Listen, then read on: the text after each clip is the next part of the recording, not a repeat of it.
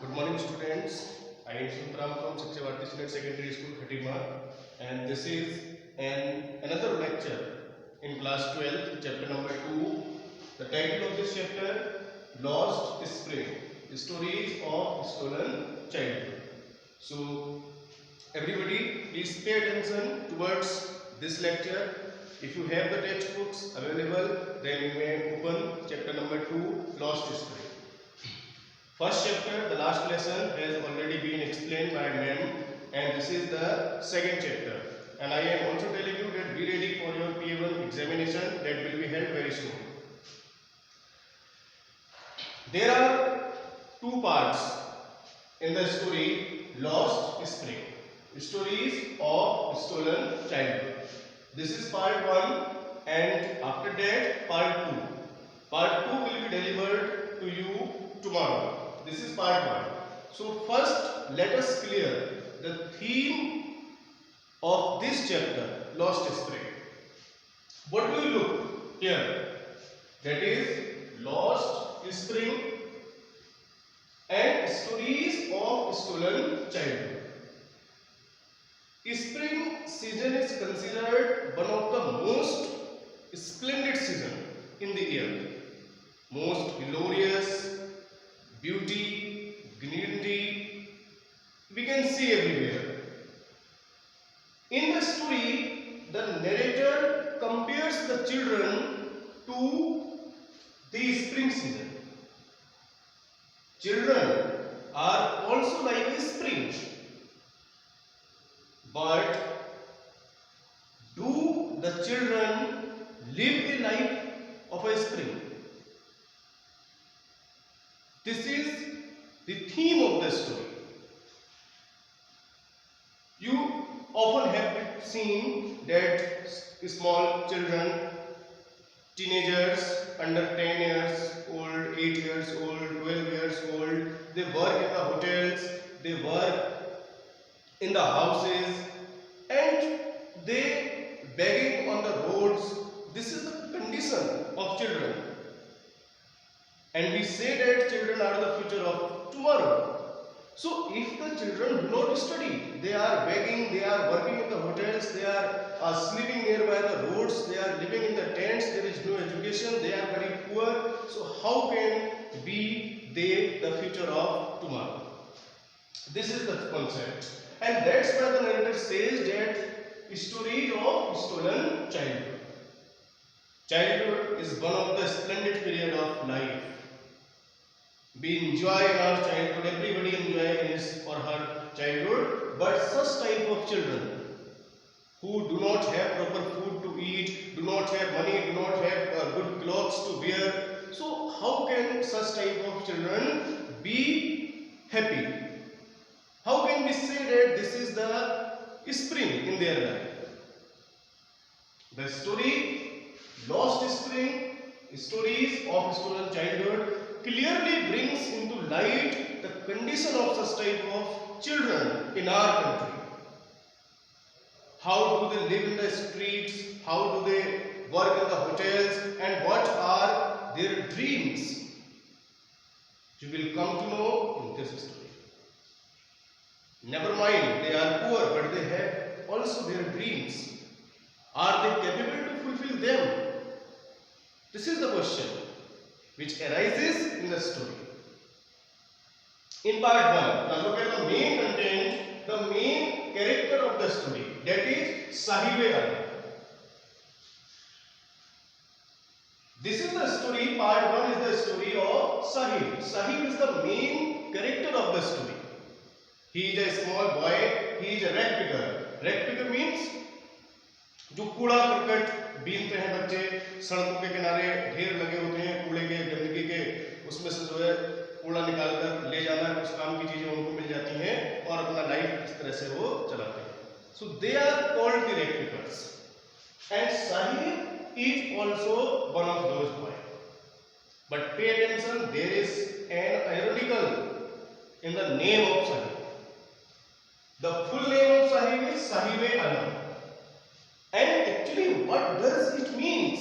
It means Lord of the universe.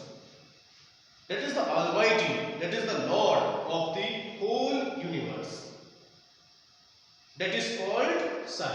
This is the irony. This is a question that what is the full name of Sahib and what is the irony in it.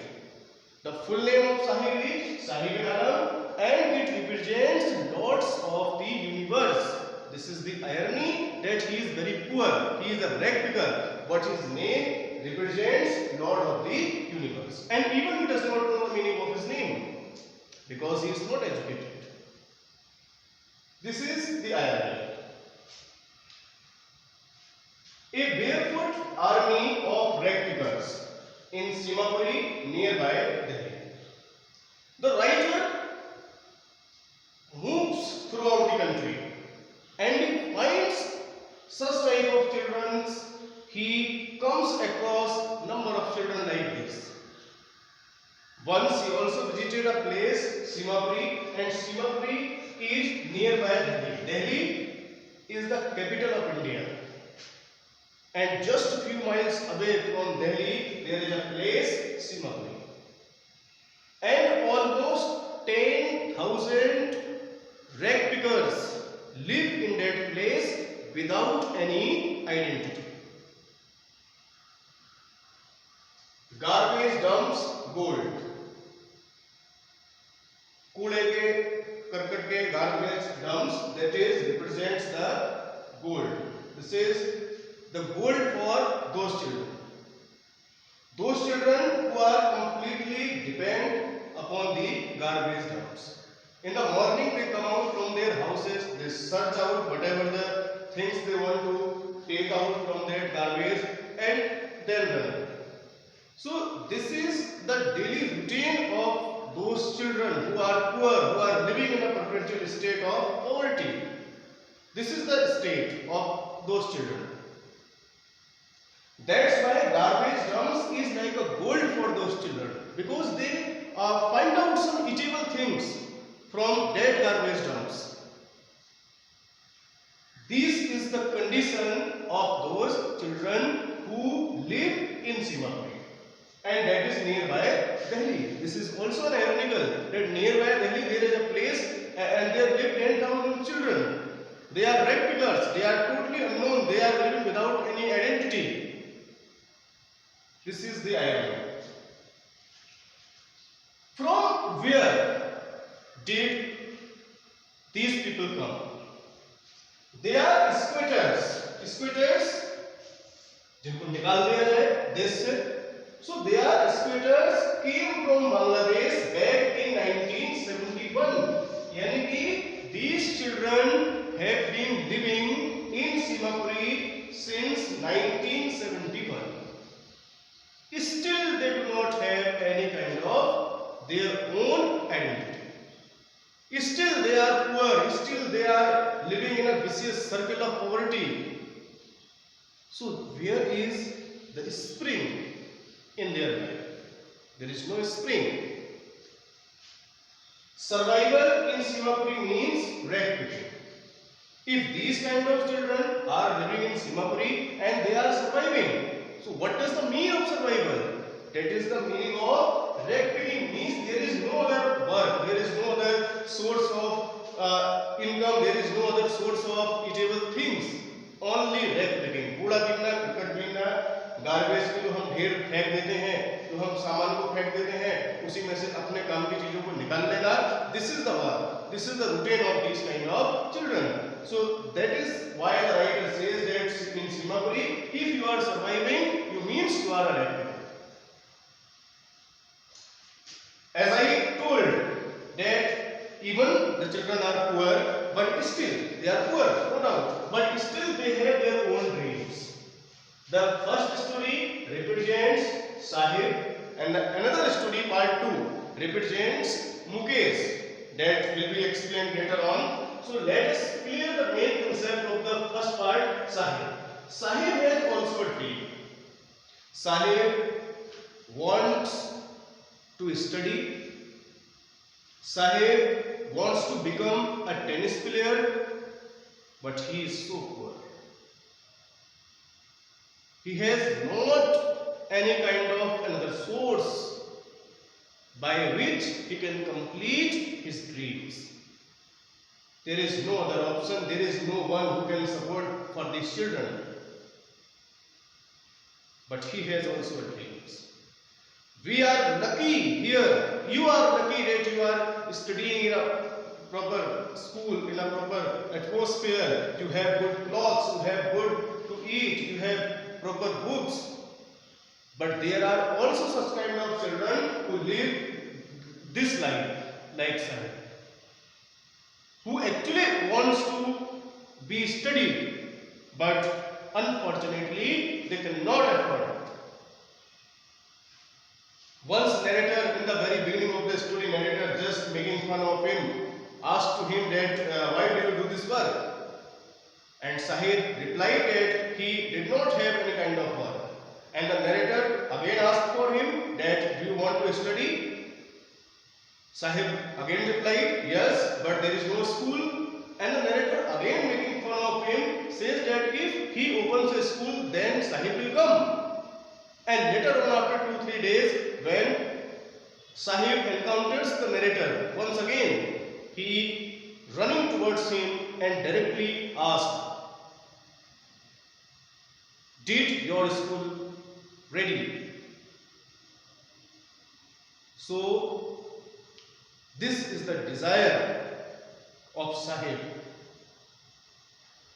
But the narrator felt humiliated because he understood that he was joking, but the child was very serious about the story.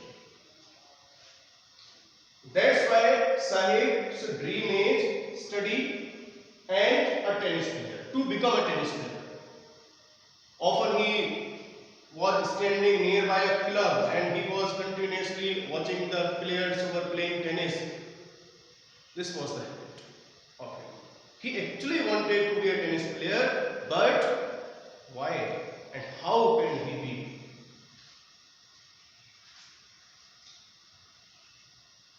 That's why the author says that stories of stolen childhood. Sahib is a child. He should study. He should have good clothes. He should have good things to eat. But all these things are missing from his life.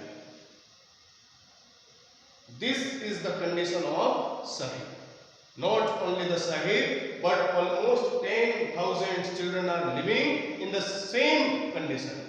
They are barefoot, they do not have clothes, they do not have shoes, they do not have chappals to wear. And they run barefoot throughout the streets, the hot streets. As soon as the garbage dumps could be seen in the morning, they ran towards them to find out some eatable things.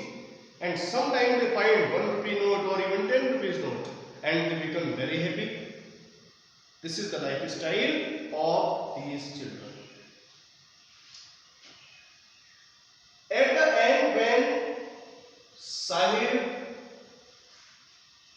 many times encounters the narrator and the narrator comes to know each and every boy, in fact by their faces or by their name. So the narrator was very shocked that a place that is Simapuri nearby the Delhi and 10,000 children are living in such a state and nobody is aware of it. What an irony. This is the satire upon the political power, because they have their ration cards, they have their voter ID cards, but they do not have proper food, proper houses. That's why they are frustrated in their life. And finally, when there was no option for Sahib, then Sahib started working in a tea stall.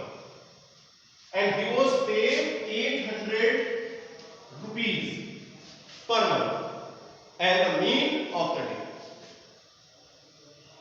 Finally, destroying his dreams, he started working in a tea stall. But is Sahib happy working at the tea stall? No. He wanted to be a tennis player, but he had to work in a tea stall. And the concept is this, because now he is no longer of his own master. Now he will have to work according to the honor of the tea stall. He has lost his own freedom, his own thoughts, his own ideas. Now he will lead a life of slave in the hands of the owner of the tea stall. Whatever instructions will be given to him, he will have to follow blindly. So this is the state of the children like Sahib-e-Alam, Lord of the universe. Now feel it.